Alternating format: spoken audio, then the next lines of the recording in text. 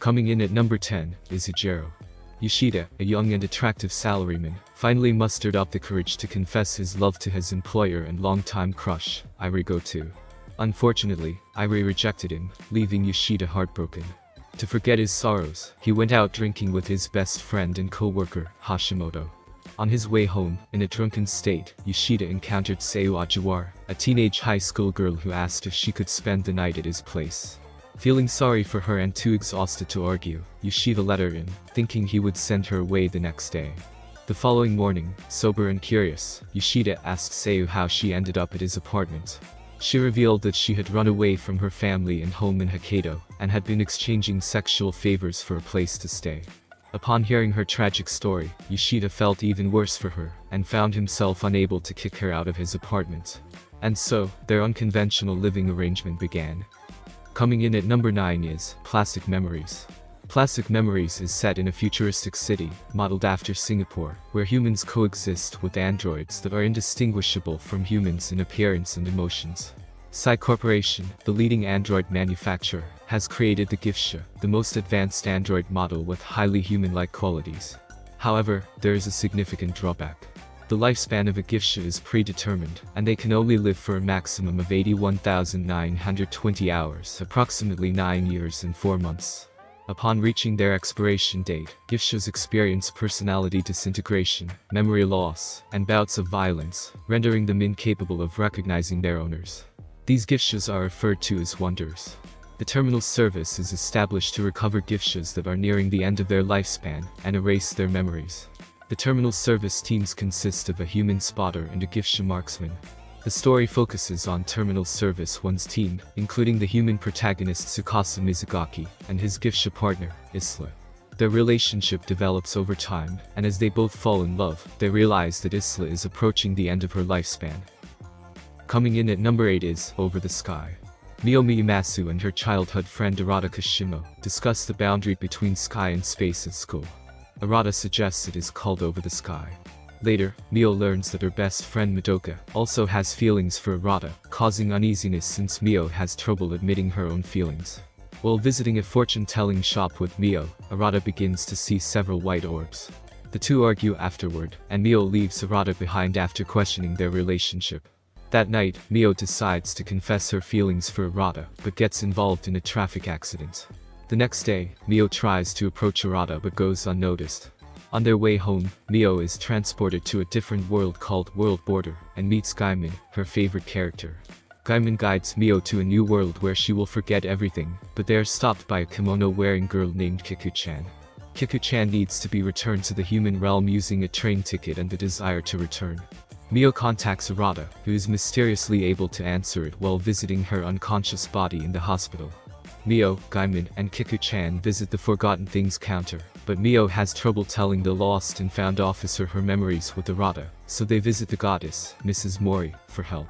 Arata returns to the fortune teller for help, and suddenly leaves his body to arrive at the world border. Coming in at number 7 is Amagami SS. A couple of years back, Junichi Tachibana had a terrible experience when he got stood up on a Christmas Eve date. Ever since, he has struggled to express his emotions, afraid of rejection once more. But fate has other plans for Junichi, as he encounters a few girls that he develops romantic feelings for. Haruka Morishima is a lively and well-liked senior who adores all things cute. Kaori Tanamachi is his childhood friend who has been secretly in love with him. Sei Nakata is a shy transfer student who feels nervous around men. Ai Nanosaki, a swim team member, has a negative first impression of Junichi. Rihoko Sakurai is his childhood friend with a sweet tooth. Finally, Tsukasa Atsuji is a seemingly flawless class representative who hides a darker side. As Christmas Eve approaches, Junichi can only hope that he can spend the holidays with the one he truly loves. Coming in at number 6 is My First Girlfriend is a Gal. Ishiba Junichi and his friends are a group of pathetic virgins who feel they'll probably never get girlfriends. They spend their days lamenting their lack of romantic success, and dreaming of the day when they'll finally be able to find love. However, despite their best efforts, they never seem to be able to make any progress with the girls at their school. Under such circumstances, Junichi's friends decide to take matters into their own hands. They force him to confess his love to Yae Mukana, a gal Jairu who somewhat frightens him. Despite his reservations, Junichi follows through on their advice and asks Yukana out. To his surprise, she agrees to go out with him, and Junichi enters the world of Gyros. However, it quickly becomes apparent that Gyros have a much greater presence at his school than he had originally thought. In addition to Yukana, there's her violent best friend Renko, who seems to enjoy tormenting Junichi at every opportunity. A very prim and proper girl in his class named Kashi Yui also seems to have some involvement with the culture, much to Junichi's surprise. And even his childhood friend Fujinoki Nin starts to build a connection to it. As Junichi begins to explore the world of Gyros, he discovers that it's a lot more complicated than he had originally thought. The girls he meets are not just shallow party-loving socialites, they have their own hopes, dreams, and struggles. Over time, Junichi begins to realize that his relationship with Yukana is developing into something real and meaningful, and he begins to truly care for her.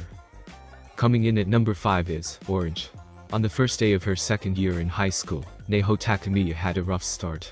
She overslept and found a peculiar letter addressed to her. As she read it, she discovered that it was from her 26-year-old self, sent from a decade into the future. Neho was initially doubtful about the authenticity of the message, but as she observed a series of events unfold, she realized that the letter was indeed from her future self. The letter revealed to Neho that her future was full of remorse, and that she desired to rectify the mistakes that she made in the past.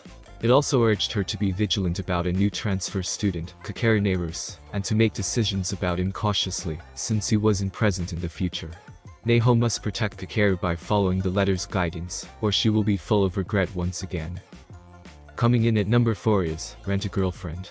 Kazaya Kinoshita had been going out with Mami Nanami for a month when she decided to end their relationship. Heartbroken and desperate, he turned to an online dating app to rent a beautiful girl named Chizuru Mizuhara as his girlfriend. However, after their first date, he thought that Chizuru was fake, and gave her a low rating. When they met again, Chizuru scolded him for his rude behavior, and Kazaya realized that she wasn't as sweet as he had thought. Soon after, Kazaya received the news that his grandmother had collapsed and was in the hospital. When Chizuru accompanied him to the hospital, his grandmother was impressed by her, and believed that she was his real girlfriend. Kazaya decided to keep renting Chizuru to keep up appearances with his family and friends. As they spent more time together, Kazaya and Chizuru discovered that they were next-door neighbors and attended the same college. Their relationship became more complicated when other girls from the rental girlfriend business also entered the picture. Coming in at number 3 is Masamune-kun's Revenge. As a child, Masamune Makabe was rejected by a wealthy and beautiful girl named Aki Adagaki, who nicknamed him Piggy because of his weight. Devastated, Masamune worked hard to transform his appearance, becoming a handsome and self-absorbed high school student. Masamune decides to exact revenge by making Aki fall in love with him, only to reject her when the opportunity arises. To his surprise, Masamune transfers to Aki's school, where he begins to form a relationship with the brutal princess. However, his initial attempts to get close to her fail miserably. Just when Masamune finally starts making progress towards his plan, he receives a mysterious letter addressed to him by his old nickname. Unless he can discover the sender's identity, his plan is doomed before it even starts. Coming in at number 2 is Golden Time. Banu Tada is a new student at a prestigious law school in Tokyo. However, due to a fall from a bridge after his high school graduation, he suffers from retrograde amnesia, and cannot remember anything from before the accident. During his first day, Banri becomes lost and confused after the opening ceremony, and tries to find his way to the freshman orientation. Along the way, he meets Mitsuo Yanagisawa, another lost freshman from the same school, and they quickly become friends. As they arrive at their destination, they are greeted by a beautiful girl holding a bouquet of roses, who congratulates Mitsuo on his admission to the school. However, she then hits him across the face with the flowers, before tossing the bouquet into his lap and leaving. This girl is Koko Kaga, Mitsuo's childhood friend, who has always believed that they will get married one day. Mitsuo secretly took the entrance exam for the school to escape from Koko, but she found out and enrolled in the same college. Coming in at number 1 is Just Because. As the final semester of high school begins, a group of students face the prospect of graduation and the uncertainty of their futures. Among them are Mio Natsume, who harbors unresolved feelings, Hazuki Morikawa, a member of the concert band who struggles to connect with her peers, and Haruto Sama, a baseball fanatic. Meanwhile, Ina Kamiya, a second-year student, fights to save the photography club from being disbanded. Despite their disparate interests and backgrounds, their lives become intertwined with the arrival of a transfer student, Ida Izumi. For Ida, moving around frequently is a way of life due to his father's job. However, returning to his hometown for his final semester of high school brings unexpected challenges and the reopening of old wounds. As they grapple with the uncertainties of the future, the group also confronts unresolved emotions and past relationships. Their bittersweet final semester is a time of rediscovery and self-reflection as they navigate the transition to adulthood.